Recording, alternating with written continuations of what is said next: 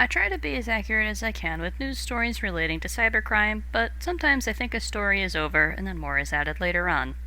In this episode of Bite-Sized Cybercrime, I had to update my initial recording of this episode. The initial recording has not been changed, I have only added an update onto the end of it. If you are a PC gamer, crypto miner, or otherwise into computers, you probably know who NVIDIA is. If you don't know who they are, NVIDIA is a tech company that makes graphics processing units as well as chips for mobile and automobile devices. They are by far most well known for their GPUs, however. NVIDIA is definitely not the only maker of GPUs. Their biggest rival is probably Radeon, which is a division of AMD. Who you may be familiar with, they also make CPUs that rival the most common CPUs on the market, made by Intel. Despite the rivalry between AMD and NVIDIA is considered the best on the market because, well, they have the best GPU currently on the market, which is a benchmark that I'm a little annoyed people use for which overall manufacturer is better, because I think this kind of stuff should be compared on a case-by-case basis. I don't have a top-of-the-line graphics card, and I can't afford one right now, so, I have a mid-tier graphics card, so that's what I care about. And if you are looking for a graphics card, compare what you need to what's available. That's the best method. Anyways, moving on. A data breach against NVIDIA is major. That's the point I'm trying to make here. And that is exactly what they suffered from at the end of February 2022. They were a victim of a ransomware attack. Ransomware encrypts all your data so you cannot access it and forces you to pay a ransom, typically in Bitcoin or another cryptocurrency, in order to gain your data back. Cryptocurrencies are used because they have a lot of anonymity features, so the hackers may not be able to be tracked down based on the transaction. A South American hacking group called Lapsus took responsibility for the attack, and this group is known for their ransomware attacks. They very recently also targeted Samsung. The group took credit for this attack on February 25th, 2022, and claimed to have encrypted a terabyte of NVIDIA files, including hashed passwords of 71,000 NVIDIA employees, and the source code for GPU drivers. Drivers are simply code that allow the device hardware to work with your computer's operating system and software. The group threatened to leak this data if NVIDIA wouldn't pay up, and although at the time of writing the amount was not specified, NVIDIA employees have had plenty of time to change their passwords now, as most of the data has not been leaked yet, so there's a good chance that passwords will remain useless when they are leaked. And NVIDIA knows this, so they've not paid. But the group also seems to have messed with NVIDIA's email servers and developer tools, as they reported they've been experiencing outages, but there's not enough information released for me to dissect that quite yet. NVIDIA did check to ensure device drivers were clear of malware, and thankfully that does appear to be the case. Although weirdly enough, NVIDIA does deny there being a ransomware attack on their network at all, suggesting that the data was retrieved in other methods or was hidden by some kind of certificate that made it look like official NVIDIA software. Given that this group's favorite tactic is ransomware, this seems odd, and I'm sure they did hide their ransomware attack using forged certificates. Digital certificates are simply the way not only websites, but also devices are what they say they are, so that you can ensure that it's not an intruder, although certificates can be forged. This typically is a safe method of authentication. In a surprising and also hilarious turn of events, on February 26, 2022, Lapsus also suffered a ransomware attack and claimed it was from NVIDIA themselves. What happened was that, allegedly, Lapsus left a virtual machine enrolled in NVIDIA's mobile device management, which gave NVIDIA direct access to the virtual machine and any other machine it is networked to.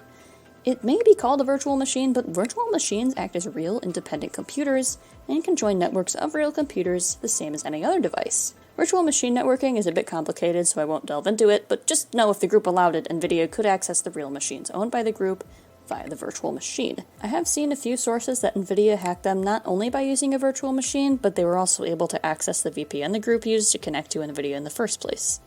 A VPN being a virtual private network, which acts like a tunnel through a network you're already connected to in order to connect to different networks.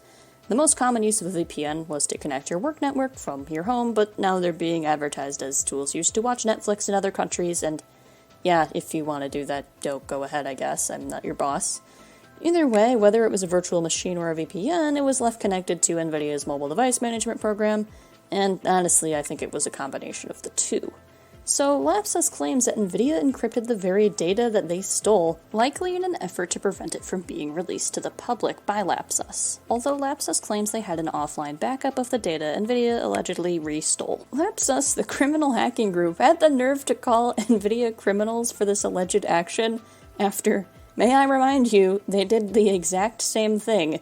And do I believe anything they're saying? Yes, but also no. I do believe they were hit by a ransomware attack, but I don't believe NVIDIA themselves sponsored the attack directly. My theory is that someone working for NVIDIA went rogue and conducted the attack as a form of red hat hacking, which is also known as vigilante hacking. Red hat hacking is a form of illegal hacking that takes down other illegal hackers, and before you ask, yes, there is legal hacking. In fact, I'm friends with many ethical hackers who are paid to break into systems and report how they managed it. It's a pretty important form of cybersecurity, and many companies are even required to have something called a penetration test performed at certain intervals. A penetration test sounds very dirty, frankly, but it is used to test to see if systems can be broken into using methods that illegal hackers frequently use. Red hat hacking, although it may be for the benefit of a company, is illegal, and so I have sincere doubts that NVIDIA would coordinate such an attack. But it is very possible one of their cybersecurity experts, as I said earlier, went rogue and just did it anyways to get revenge. This is probably the most common form of vigilante hacking anyways, so I wouldn't be surprised, but I still don't think NVIDIA themselves were directly involved in a coordinated ransomware attack. Although if they were involved in a coordinated ransomware attack, I would find that absolutely fucking hilarious. On March 1st, Lapsus began leaking the data for real. It seems as though if they were telling the truth about NVIDIA hacking them back, they were also telling the truth about having a backup. 19 gigabytes of data were published, including source code and data on NVIDIA GPU drivers. Lapsus also threatened to leak code that would bypass the Ethereum mining limitations placed on NVIDIA RTX 3000 graphics cards. Along with gaming, GPUs have their processing power leveraged by crypto miners in order to, get money. And NVIDIA specifically has limits on their GPUs that crypto miners don't particularly enjoy because that means potential gains are being limited. So, Lapsus claims this was a move to benefit the crypto miners, which is controversial among other people who use the GPUs, such as gamers, who many don't particularly enjoy crypto miners for quite a few reasons, myself included. Mostly because they've been buying up all the GPUs and sending the prices sky high, and I had to pay, probably 3 times as much for my current GPU than I normally would, and oh my god, it was a third of the entire cost of my most recently built PC, and that hurt. That hurt so much. Anyways, that's not about my personal PC-related issues, this is about NVIDIA being hacked.